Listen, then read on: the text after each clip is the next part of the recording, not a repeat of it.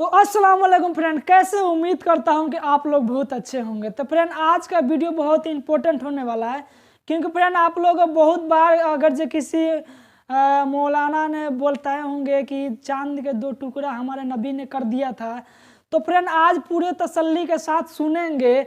और friend video में आप लोग लास्ट तक बने रहिएगा। आप लोग स्किप कर देते हैं वीडियो को। और फ्रेंड वीडियो स्टार्ट करने से पहले बता दूं कि ओरिजिनल वीडियो का लिंक है डिस्क्रिप्शन में, वहां से जाकर आप लोग विजिट कर सकते हैं। फ्रेंड वीडियो को करता हूं कंटिन्यू।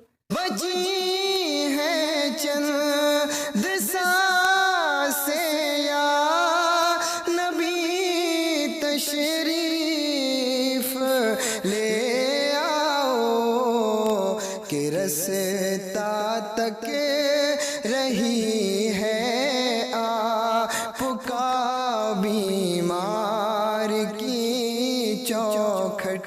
इसने खत लिखा अपने दोस्त हबीब यमनी के पास और उसमें लिखा था, जरा तवज्जो से सुनना, ईमान ताज़ा हो जाएगा। मैं बताना चाहता हूँ मेरा नबी कितनी शान वाला है। उसने अपने हबीब यमनी को खत लिखा। हबीब यमनी अबू जहल के बिजनेस पार्टनर भी थे और इसके हम सबक साथी भी थे, बचपन के दोस्त भी थे इसके। इसने खत लिखा कि तुम हकीम भी हो और बड़े अक्लमंद भी हो, लेकिन आओ एक बात है तुमसे करनी है। जैसे मेरा खत तुम्हें मिले फौरन चले आना मक्के में। ये खत हबीब यमनी तक पहुंचा। जैसे खत उनके पास पहुंचा, उन्होंने फौरन सफर शुरू किया। मक्के की सरहद पर आए। अभी मक्के में दाखिल नहीं हुए हैं कि अबू जहल पहले ही बाहर खड़ा हो गया था और हाथ में रुई लेके खड़ा था। हबीब यमनी को आते देखा, उतारा नीचे का, नीचे उतरे हबीब यमनी का अब क्या कहना है? का पहले ये रुई लो अपने कानों में लगा लो। का किस लिए? कहा कि मोहम्मद की आवाज तुम्हारे कानों तक न पहुंच जाए। कहा इससे क्या हो जाएगा? कहा तुम नहीं जानते हो, उसकी आवाज जिनके कानों तक पहुंच जाती है फिर वो उन्हीं की बोली बोलने लग जाता है, उन्हीं की बोली बोलने लग जाता है। हबीब यमनी ने कहा चल ठीक है यार, बता क्यों तूने बुलाया, किस लिए है? कहा यार तुझसे सच बताऊं? कहा हाँ। का रिश्ते में भतीजा लगता है लेकिन बातें बड़ी अजीब करता है। कहा क्या? क्या हमारे खुदाओं को बुरा कहता है। कहता है ये पत्थर के खुदा है, ये कुछ नहीं दे सकते। वो कहता है कि एक खुदा है और सबको मरना है, मरने के बाद अपने अपने जिंदगी के अमाल का हिसाब भी देना है। कहा यार जरा सच बता, क्या बंदा मर के फिर से जिंदा हो सकता है? हबीब यमनी चूंकि पढ़े लिखे इंसान थे, कहने लगे यार बातें तो वो सच्ची करता है। जिसने जब कुछ न थे तब पैदा कर दिया, तो अगर वो मारने के बाद बड़ा जिंदा कर दे तो कौन सी बड़ी बात है? कहा यार जरा साथ चल। हाथ पकड़ा अबू जहल ने हबीब यमनी का, अपने नबी की शान मुलाहिजा करो, अपने घर में लाया। अब हबीब यमनी कहते बुलाया किस लिए है तूने? कहा यार मैंने तुझे इसलिए बुलाया है, जरा उसका इलाज तो कर दे। तू हकीम है, नब्ज पकड़ के देख ले, उसका इलाज करना है। हबीब यमनी कहते हैं ठीक है बुलाओ, मैं हाथ पकड़ के देखूंगा। अब जरा तवज्जो से सुनना,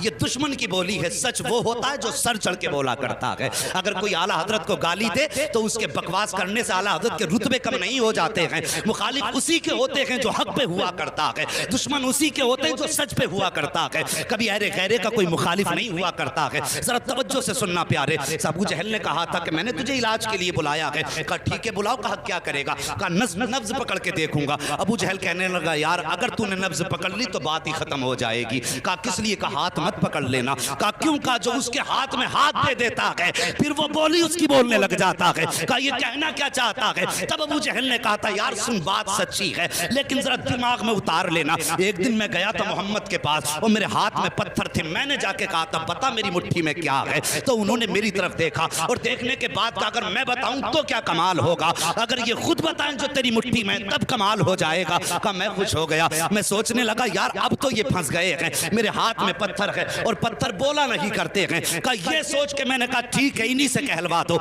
मेरे नबी ने फरमाया कंकरियो, अगर मेरे नबी ने फरमाया जो तेरी मुट्ठी में है अगर मैं बताऊंगा तो कोई कहेगा किसी ने बता दिया होगा। आखिर इस मुट्ठी में रहने वाली चीज से पूछ के हम कौन है? जैसी उसने कहा बहुत कुछ हुआ। कान के करीब मुट्ठी लगाई, जैसी कान के करीब लगाई तो पत्थर कह रहे थे ला इलाहा इल्लल्लाह मुहम्मद रसूलुल्लाह। अबू जहल कहने लगा ओ यार ये हाथ का कमाल है, हाथ मत पकड़ लेना, अगर उसका हाथ पकड़ लो तो बात ही खत्म हो जाती है। हाथ यहाँ पकड़ता है रब की रहमत में जाके छोड़ देता। अल्लाह अकबर।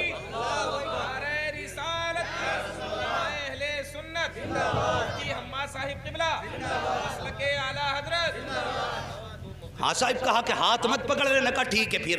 कहा फिर अगर हाथ नहीं पकड़ना तो कम से कम उसकी आंखों में झांक के देखूंगा। आंखों के जरिए भी बीमारी का पता चलता है। ये डॉक्टर लोग बैठे हुए इनसे पूछिए, आंखों के जरिए बीमारी का पता चलता है। اور یہ علماء اکرام ہے، بڑے بڑے علماء، ان سے پوچھئے کہ جادو اور آسیب کا پتہ بھی آنکھ سے چل جاتا ہے. تو کہنے لگے ٹھیک ہے پھر آنکھ میں جھانک کے دیکھوں گا. کہا اس کی آنکھوں میں آنکھیں مت ڈال دینا. کہا کس لیے؟ کہا اگر آنکھ سے آنکھ ٹکرا گئی تو کام ہی ختم ہو جاتا. کہ دشمن کہہ رہا کہ آنکھ میں آنکھ مت ڈال دینا. کہا پھر؟ کہا اگر آنکھ سے آنکھ ٹکرا گئی تو قصہ ہی ختم. کہا کیا ہو جاتا؟ کہا ایک بار بلال کی نظر پڑ گئی تھی محمد کے چہرے پہ. پورے مکے نے مارا، یہاں تک کہ جسم سے خون بہا، کھال جلائی، چربی پگھل کے جلی. میں نے کئی بار مار کے کہا تھا محمد کا دامن چھوڑ دے. کہنے لگا اس کی آنکھوں کا کمال یہ ہے کہ جب سے اس کی نظر محمد کی نظروں سے جا کے ٹکرائی ہے، دنیا کا ظلم ایک پلے میں، بلال کی ہمت ایک پلے میں. وہ دنیا چھوڑنے تیار ہے، محمد کو چھوڑنے تیار ہی نہیں ہوگا. بس آنکھیں بھی مت دیکھ لینا. تو کہا یار پھر بلایا کس لیے ہے؟ ہاتھ بھی نہیں پکڑنا ہے، آنکھ میں بھی نہیں دیکھنا ہے، بلایا کیوں ہے؟ کہا پھر ایسا کر خوشبو سے پتہ لگائیں گے. کہا تو پھر ٹھیک ہے، تو کام ہی نپٹا دے گا. کہا پھر؟ کہا خوشبو سے سونگ کے بتاؤں گا کیا ہے. کہنے لگا اس کی خوشبو کی سونگنے کی ضرورت کیا ہے؟ پورا مکہ گواہ ہے، جس گلی سے گزر جاتا ہے 8 دن تک گلیاں مہکتی رہتی ہیں. بولو یار ذرا سبحان اللہ. جی اگر تھک کے بھوکے بیٹھیں تو میں قربان بھائی سے کہوں گا انہیں پہلے کھانا بانٹ لیں.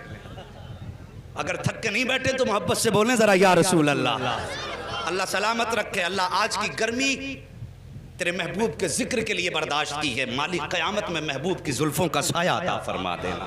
بس توجہ کرے، اگر تیرے میرے یار کی باتیں ہوں، اپنے محبوب کے تذکرے ہوں تو محبوب کا دل ٹھنڈا ہوتا ہے. ہم نے رب کے محبوب کا ذکر چھیڑا گیا، یقیناً خدا راضی ہو جائے گا. بس توجہ کریں. کہنے لگا خوشبو سونگنے کی ضرورت کیا ہے؟ جن گلی سے گزر جاتے ہیں 8 دن تک گلیاں مہکا کرتی ہیں. کہا کوئی ثبوت ہے؟ کہا ہاں. کہا کیا؟ کہا گزار کے دیکھ لو اور آنے بھی دو. قدم رکھنے سے پہلے خوشبو گھر میں آ جائے گی. ایک دن میرے نبی نے نا اپنی زوجہ حضرت خدیجۃ الکبریٰ سے کہا تھا خدیجہ 25 سال ہو گئے میرے ساتھ، 25 سال میرے ساتھ ہو گئے تمہیں، لیکن کبھی محمد کو دروازہ بچانے کی ضرورت نہیں پڑی. سارے بولو صلی اللہ علیہ وسلم. کبھی دروازہ بجانے کی ضرورت نہیں پڑی. بتاؤ میرے آنے سے پہلے ہی جیسے قدم دروازے پہ آتا ہے تم دروازہ کھول دیتی ہو. کیسے پتہ لگاتی ہو؟ تو کہتی حضور آپ اپنے دروازے سے پہلے والے چوراہے پہ ہوتے ہیں کہ آپ وہاں ہوتے ہیں، خوشبو آپ سے پہلے گھر کے اندر آ جایا کرتی ہے. امام احمد بن حنبل کے پاس ایک بزرگ آیا کہ کہنے لگے حضرت مجھے بیٹی کو رخصت کرنا ہے. بیٹی کو رخصت کرنا ہے. کہا پھر؟ کہا میری بیٹی پیدا ہوئی، مجھے بڑی خوشی ہوئی، میں نے منت مانگ لی تھی کہ اپنی بیٹی کو دنیا کی ساری چیز جہیز میں دینی ہے. حضور میں اس وقت امیر تھا لیکن اب بڑا غریب ہو گیا ہوں، میری یہ نظر پوری کیسے ہوگی؟ آپ نے فرمایا جا قرآن بیٹی کو جہیز میں دے دے، دنیا کی ساری دولت چلی جائے گی. حضور کی بارگاہ میں ایک بزرگ آئے، عمر رسیدہ تھے. کہنے لگے حضور میں بیٹی کو رخصت کرنا چاہتا ہوں، حضور کوئی تحفہ آپ کی طرف سے ہو جائے. میرے نبی نے فرمایا جاؤ بیری کی لکڑی توڑ کے لاؤ. وہ ایک لکڑی توڑ کے لائے. حضور نے نا یوں، توجہ ہے اشکر بھائی، حضور نے یوں اپنے بازو سے رگڑی اور اس پہ سرکار کا پسینہ لگا اور فرمایا جاؤ یہ عطر اپنی بیٹی کے لگا دینا. کیا فرمایا؟ جاؤ یہ پسینہ میرا اپنی بیٹی کے لگا دینا. مورخین نے لکھا ہے لے کر کے گئے وہ پسینہ سرکار کا بیٹی کے لگایا. جب داماد آئے گھر کے اندر تو وہی پسینہ داماد کے لگایا. اللہ اکبر. مورخین اور محدثین فرماتے ہیں کہ ان میں تو خوشبو آتی رہی جب تک جیے، لیکن ان کی 7 پشتوں تک مصطفیٰ جان رحمت کی خوشبو آتی رہی تھی. اور امام قسطلانی جو سرکار کے 900 سال کے بعد پیدا ہوئے، آپ فرماتے ہیں جب میں اس گلی سے گزرا جس گلی میں وہ نسل آباد تھی جس پر مصطفیٰ کا پسینہ لگا تھا، امام قسطلانی فرماتے ہیں 900 سال گزر گئے، 900 سال کے بعد ایک بچہ میرے سامنے سے گزرا، جب میرے آگے سے گزرا اس کے بدن سے مدینے والے محمد کی خوشبو آ رہی. کہنے لگا سونگ مت لینا ورنہ 7 پشتوں تک مہکتا رہے گا. کہا جی پھر تو ہو گیا کام. حبیب یمنی نے اٹھایا اپنا سامان اور چل دیے. بھائی کدھر جا رہے ہو؟ کہا علاج کا تو یہ طریقہ ہی نہیں بچا. ہاتھ میں نہیں دیکھ سکتا, آنکھ میں نہیں جھانک سکتا, خوشبو میں نہیں سونگھ سکتا, تو بتا پھر علاج کیسے کروں گا؟ بھائی راضی ہو جا, غصہ نہ ہو, ٹھنڈے دماغ سے ذرا کام لے, بیٹھنا ہم انتظام کر لیں گے. کہا پھر کب ملاقات کر لے؟ کہا ٹھیک ہے ملاقات کر لیتے ہیں. جگہ کا تعین, کدھر جانا؟ کہا ان کے ہاں تو نہیں جائیں گے, انہیں اپنے گھر بلا لیتے. توجہ کرنا, کیا کہا؟ انہیں اپنے, ذرا سارے کہہ دو, اپنے گھر بلا لیں گے. اپنے, کاش اللہ اس آمد کے صدقے میں آج بھی مصطفیٰ کی آمد ہو جائے. واللہ وہ سن لیں گے, فریاد کو پہنچیں گے, اتنا بھی تو ہو کوئی جو آ کرے دل سے. کہا گھر بلا لیتے. المختصر یہ فیصلہ ہو گیا. سرکار کی بارگاہ تک خبر پہنچی, اسلام کا ابتدائی دور ہے. کہا حضور آپ کو فلاں جگہ پہ آنا پڑے گا. ابو جہل, جس کا لقب ہے, مشہور ہے دنیا میں لفظ ابو جہل سے, کیونکہ میرے نبی نے ایک بار ابو جہل کہہ دیا تھا. آج تک پوری دنیا ابو جہل کہہ رہی ہے. اور حضور نے ایک بار کہہ دیا تھا تمہارا نام ابو ہریرہ ہے, پوری دنیا سے نام بھولے بیٹھی ہے. حضور جو کہہ دیں وہی پتھر کی لکیر ہے. توجہ کیجئے. کہا ٹھیک ہے, لیکن جب یہ خبر ہوئی کہ حضور ابو جہل کے گھر جا رہے ہیں, اصل نام ابو جہل کا عمرو بن ہشام ہے, کہ عمرو بن ہشام کے گھر حضور جا رہے ہیں. باتیں ہونے لگی کہ دشمن کے گھر جا رہے ہیں. حضور کا دل تھوڑا رنجیدہ ہوا, یا اللہ مکے میں ایسی باتیں ہو رہی ہیں. فوراً رب کی جانب سے پیغام آیا, محبوب اداس کیوں ہوتا ہے؟ گھر اس کا ہے, چرچا تو تیرا ہی کرا رہے ہیں. خرچ اس کا ہے, چرچا تو تیرا ہی ہے نا, پریشان کیوں ہوتا ہے؟ اللہ اکبر. اب سرکار کو دعوت دے دی گئی. اب ابو جہل کی پلاننگ دیکھو. کہنے لگا سنو بھائی, میں نے یہ سنا جب وہ آتے ہیں تو تم اس کی عزت کے لیے کھڑے ہو جاتے ہو. آج وہ آئے نا تو کوئی کھڑا مت ہو جانا, اپنی جگہ سے مت اٹھ جانا, تاکہ انہیں لگے کہ ان کی اوقات کیا گئی. اسے معلوم نہ تھا آج پالا کس سے پڑ گیا ہے, یہ جانتا نہیں تھا آج کس سے پنگا لے رہا ہے. کہا اٹھنا مت, تاکہ انہیں اپنی عزت کا پتہ چل جائے. لیکن یہ اپنی پلاننگ کر رہا تھا. ادھر رب نے فرمایا جبریل جی رب جلیل. کہا کیا کر رہے ہو؟ کہا رب حکم فرما دے. کہا آج ابو جہل کے گھر میں پلاننگ ہو رہی ہے, محبوب آئے تو پھر کسی کو اٹھنا نہیں ہے. کہا جاؤ فرشتوں کی جماعت ساتھ لے کے چلے جاؤ, اور جتنے بیٹے ہیں نا ابو جہل, عتبہ, شیبہ, بڑے بڑے دشمن, سب کے پیچھے جا کے ایک ایک فرشتہ کھڑا کر دو. جیسے محبوب پہنچے اور جو اٹھنا نہ چاہے, جبریل تیری ذمہ داری ہے کان پکڑ کے اس کو سیدھا کھڑا کر دینا. آج بھی لوگ بھوکا کرتے ہیں کہ سلام کھڑے ہو کے کیوں پڑھتے ہو؟ قیام تعظیمی یہ رب کراتا ہے, اور قیام تعظیمی سے روکنا تمہارے باپ ابو جہل کا کام تھا. انہوں نے کہا کھڑا نہیں ہونا کسی کو بھی. اور رب نے فرمایا دیکھوں آج کون کھڑا نہیں ہوگا. محبوب میرا, جسے میں چاہوں گا وہ کھڑا ہوگا. اللہ اکبر. جب نبی کو دشمنوں نے گھیرا ہے, تب مدد کے لیے جبریل آئے ہیں. اس پہ کئی ساری روایتیں ہیں, لیکن وقت کم ہے, میں اس کو بھی بتا کے چلتا. لیکن بس نبی کی شان سن لو. بات کر دی اس نے کہ کوئی اٹھ کے کھڑا مت ہونا. اللہ اکبر. ادھر میرے نبی, ساتھ میں چند صحابہ ہیں, اسلام کا ابتدائی دور ہے. ابو جہل کی محفل میں بیٹھے ہوئے ہیں لوگ, جماعت در جماعت. اس کے اپنے چاہنے والے بڑے بڑے کافر مکے کے بیٹھے تھے, اور یہ چاہتے تھے نبی کو ذلیل کریں معاذ اللہ, ان کی گردن جھکائیں. لیکن انہیں معلوم نہ تھا فانوس بن کے جس کی حفاظت ہوا کرے, وہ شمع کیا بجھے جسے روشن خدا کرے. اللہ اکبر. وہ کیسے شرمندہ کر سکتے تھے جس کو کائنات کو, جس کے قدموں سے عزت ملی ہو, اس کو کیسے ذلیل کیا جا سکتا ہے؟ میرے حضور نے قدم رکھا, ابو جہل نے عتبہ کے کونی ماری, عتبہ نے شیبہ کے کونی ماری, ایک دوسرے کے کونی مار کے کہنے لگے آ گئے, اٹھ کے کھڑے مت ہو جانا. لیکن جیسی آئے نا, حضور نے بھی دروازے پہ قدم رکھا تھا, پہلا قدم حضور نے اندر رکھا, ابو جہل نے سب کو دیکھا, اٹھنا نہیں. جیسی کہا نا اٹھنا نہیں, ابو جہل کے پیچھے جبریل امین کھڑے تھے. سب سے پہلے ابو جہل کا کان پکڑا اور سیدھا کھڑا کر دیا. جب ابو جہل کھڑا ہوا, عتبہ خود کھڑا ہو گیا, شیبہ خود کھڑا ہو گیا,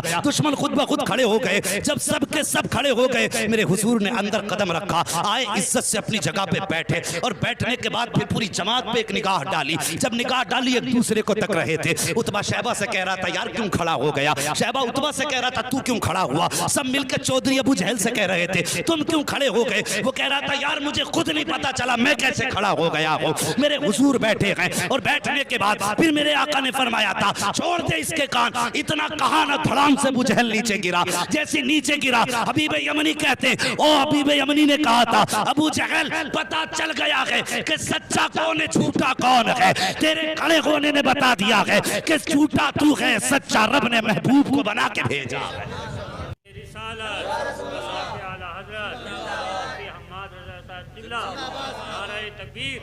بس توجہ کیجئے پیارے, اللہ سلامت رکھے سب کی نسلوں کو، جتنے بھی مسلک اہل سنت والے ہیں۔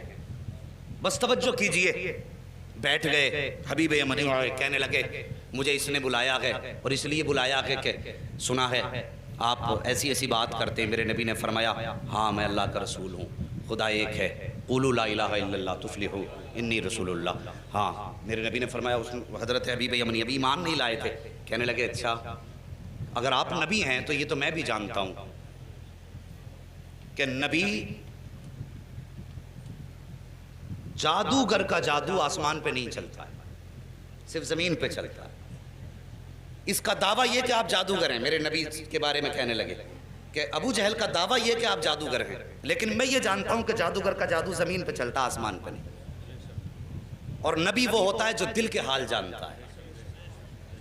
آج بد مذہب بدعقیدہ لوگ کہتے ہیں کہ حضور کو پیٹھ کے پیچھے کی خبر نہیں۔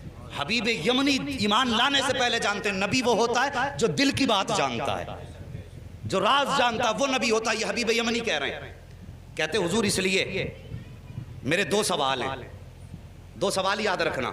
حبیب یمنی کیا کہتے ہیں؟ میرے بولو سارے بولو، میرے دو سوال ہیں، ایک سوال میں کروں گا جواب آپ کو دینا ہے، دوسرا سوال بھی آپ کریں گے جواب بھی آپ دیں گے۔ یہ دو باتیں کہیں حبیب یمنی نے، اتنی بات کہی، میرے نبی فرماتے ہیں ٹھیک ہے بتاؤ پہلا سوال کرو۔ کہا میں جانتا ہوں کہ جادوگر کا جادو آسمان پہ نہیں چلتا، اگر آپ نبی ہیں تو چلیے چاند کے دو ٹکڑے کر سکتے ہیں آپ؟ وقت دوپہر کا تھا، دوپہر کا وقت تھا، سورج تھا، چاند نہیں تھا اس وقت میں۔ کہا آپ چاند کے دو ٹکڑے کر سکتے ہیں؟ میرے حضور اٹھے، کہا چلیے۔ حضور آگے آگے، حبیب یمنی پیچھے پیچھے، ابو جہل سب سے پیچھے۔ جب حضور چلنے لگے نا، ابو جہل نے یوں گردن جھکائی، چہرہ اتر گیا۔ ایک کہنے لگا چچا بات کیا ہے؟ کہا بات پوچھتا کیا ہے، جو یہ کہہ دیتا ہے وہ کر کے دکھا دیتا ہے۔ اگر اس نے کہہ دیا ہے تو اب سمجھ لے ٹکڑے کر کے دکھائے گا چاند کے۔ اللہ اکبر۔ جبل ابو قبیس پہ میرے نبی تشریف فرما ہوئے، دوپہر کا وقت تھا، اشارہ کیا تو سورج چھپ گیا، دوسرا اشارہ کیا چاند آ گیا۔ اس کے بعد آقا نے حبیب یمنی کی طرف دیکھا، کہا کروں ٹکڑے؟ کہا جی۔ اتنا کہا میرے حضور نے انگشت نبوت اٹھائی اور یوں اشارہ کیا تو ایک ٹکڑا پورب میں تھا، دوسرا پچھم میں چلا گیا ہے، چاند دو ٹکڑے ہو گیا۔ جب چاند دو ٹکڑے ہوا، آپ فرماتے ہیں اب بتا کیا رائے ہے، انہیں جوڑنا ہے یا قیامت تک کے لیے ایسے ہی چھوڑنا ہے؟ اللہ اکبر۔ حبیب یمنی نے کہا تھا اب جوڑ بھی دیجئے، یوں میرے نبی نے اشارہ کیا، چاند جڑ گیا۔ اب اس کے بعد حبیب یمنی کہتے حضور میں تو مان گیا ہوں آپ اللہ کے نبی ہیں، لیکن اب اس کی تسلی کے لیے اب آپ میرے دوسرے سوال کا جواب دیں۔ میرے نبی فرماتے سن، یمن میں تیری ایک بیٹی ہے جو مفلوج ہے، جس کی آنکھوں سے بھی نظر نہیں آتا ہے، کانوں سے سنائی نہیں دیتا ہے، زبان سے گونگی ہے، ہاتھ پیر سے اپاہج ہے، اور تو یہ چاہتا ہے اللہ اس کو شفا عطا فرما دے۔ اتنا سننا تھا، قدموں پہ گرے حبیب یمنی مصطفیٰ کے، کہتے آقا دیر نہ کیجئے، ہاتھ بڑھائیے، کلمہ پڑھائیے، میں مان گیا ہوں، پہچان گیا ہوں یہ جھوٹے ہیں آپ سچے ہیں۔ میرے نبی نے کلمہ پڑھایا۔ حبیب یمنی جب رخصت ہونے لگے، حضور فرماتے ہیں جا، ہم نے تیری بیٹی کو بھی شفا عطا فرما دی ہے۔ اب توجہ کیجئے، یمن کا مدینے سے فاصلہ دیکھیے اور یہ دوریاں دیکھیے۔ آقا فرماتے ہیں اللہ نے تیری بیٹی کو میرے ذریعے شفا دے دی ہے۔ حبیب یمنی دروازے پہ آئے ہیں، دروازہ کھٹکھٹایا، اندر سے آواز آئی، اس بیٹی کی آواز جو بول نہیں سکتی تھی، کہتی بابا ٹھہریے ابھی آ رہی ہوں۔ بچی جو چل نہیں سکتی تھی توڑ کے دروازے پہ آئی ہے، دروازہ کھولا، حبیب یمنی نے بیٹی کو دیکھا، زارو قطار رونے لگے۔ فرماتے بیٹی یہ کیسے ہو گیا، کیسے ٹھیک ہو گئی؟ بچی نے کہا تھا بابا دوپہر کا وقت تھا، میں لیٹی ہوئی تھی، لیکن اچانک شور ہوا کہ اندھیرا ہو گیا ہے، اندھیرا ہو گیا ہے بابا، مجھے تو نظر نہیں آتا، لیکن جیسی شور ہوا اندھیرا ہو گیا، میں یہ سمجھی رات ہو گئی ہے، میں لیٹی میری آنکھ لگ گئی، کیا دیکھتی ہوں؟ خواب میں بڑے حسن والا چہرہ، بڑی خوبصورت وجاہت والا ایسا چہرہ تھا بابا کہ نظر پڑنے کے بعد ہٹنے کا نام نہیں لے رہی تھی۔ وہ میرے خواب میں آیا، اس نے آ کے میرے سر پہ ہاتھ رکھا، بابا ہاتھ لگنے کی دیر تھی کہ میرے پورے بدن کو اللہ نے شفا بخش دی ہے، اور بابا مجھے کلمہ بھی پڑھا کے گیا ہے۔ اللہ اکبر۔ اتنا سنا، بیٹی کے سر پہ ہاتھ رکھ کے حبیب یمنی روئے اور کہتے بیٹی میں بڑے نصیب والا ہوں، جس کی تو بات کر رہی ہے میں اسے دیکھ کے بھی آیا ہوں، اس کے ہاتھ میں ہاتھ دے کے بھی آیا ہوں، اور اس کے شہر میں کلمہ پڑھ کے آیا ہوں۔ تب بیٹی نے رو کے کہا تھا بابا نصیب والے آپ نہیں ہو، بلکہ آپ سے زیادہ نصیب والی میں ہوں۔ کہا بیٹی کس لیے؟ کہا آپ جا کے اس کے شہر میں گئے ہو، تب کلمہ پڑھا ہے، میں کتنے نصیب والی ہوں کہ وہ میرے گھر آ کے مجھے کلمہ پڑھا کے گیا۔ तो फ्रेंड वीडियो में आप लोग ने सुना कि हमारे जो नबी थे तो उन्होंने कैसा उनसे लोग खफा रहते थे कि उनसे नज़र भी नहीं मिलाना चाहते, अगर जो नज़र मिलाएंगे तो हम उनका कलमा पढ़ के मुसलमान बन जाएंगे। उसी दौर में भी लोग बहुत ऐसे थे जो मुसलमान नहीं थे। तो फ्रेंड वीडियो यार बहुत ही इंटरेस्ट ये होने वाला था और फ्रेंड आपको बताया, और हमारे जो मुफ्ती हम्बास राजा है ना तो उनका वीडियो बहुत ही मस्त होता है। तो फ्रेंड वीडियो में आप लोग लास्ट तक बनने के लिए थैंक यू। और फ्रेंड आप लोग हमारे चैनल पे यार नए हैं तो चैनल को सब्सक्राइब करके ऑल पे क्लिक कर दीजिएगा। तो फ्रेंड मिलता हूँ वीडियो नेक्स्ट वीडियो में।